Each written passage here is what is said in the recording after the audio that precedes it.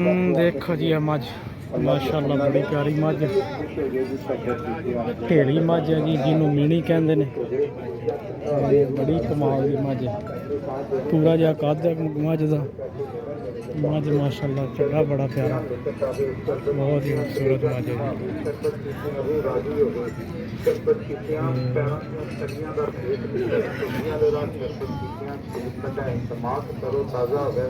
5.5 लाख रुपया डिमांड है जी।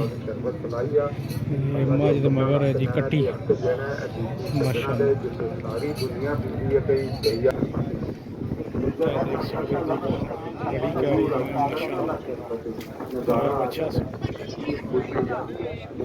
कद पूरा है लेकिन माशाल्लाह गां बड़ी प्यारी है। बड़ी प्यारी गां है जी। गाहक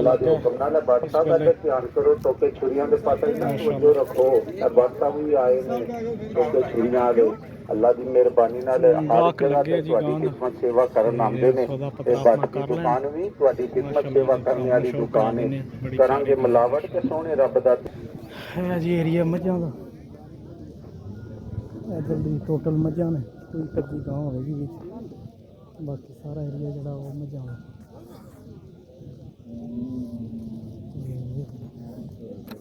देख सकते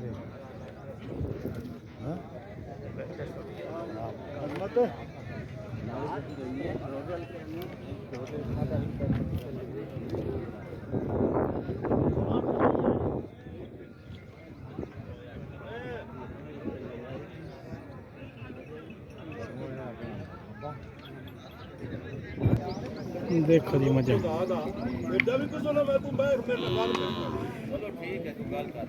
जितना बंदे हो इतना गल कर ਅਸੀਂ ਇਹ ਗੱਲ ਕਰਨੇ ਤੂੰ ਜੇ 200 ਚਾਹੀ ਨਾ ਮੈਂ ਦੇਣਾ 10000 ਤੇ 20000 ਤੇ ਰੱਖ ਬੰਦੇ ਮੇਰੇ ਪੁੱਛ ਕੌਣ है जी पछड़ा माल ते जेड़े घरां चों लैके आउंदे ने जेड़ियां देसी बेलड़ियां जियां गावां ने ओह ने जी जेड़ियां 2-2 4-4 सेर वालियां देख सकते हो। पानी भाई पानी सादे बर्फा ने ठार पानी के सादे देखो जी गां भैया की मांग रहे हैं? 3,20,000 रुपया मगर कैसे है बच्चा मगर बच्चा जी भैया मांग रहे जी 3,20,000 रुपया देख सकते हो। आ जाओ पानी पी लो सादे बर्फा ने मुल जड़ा वो बहुत ज़्यादा जी मुल बहुत ज़्यादा कर रहे हैं।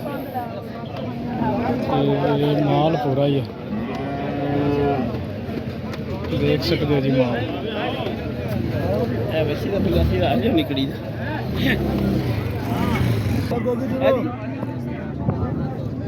देखो जी वाह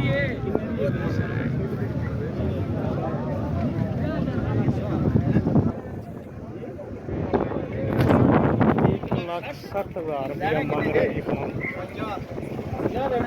डेढ़ की कहना जी हो जाएगी मेरा ख्याल है कि 1.5 की भी नहीं होगी।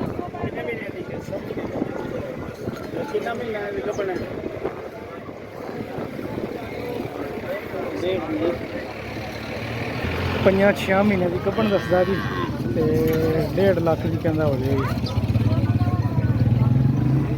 है जी अच्छी माशाल्लाह बड़ी प्यारी बच्ची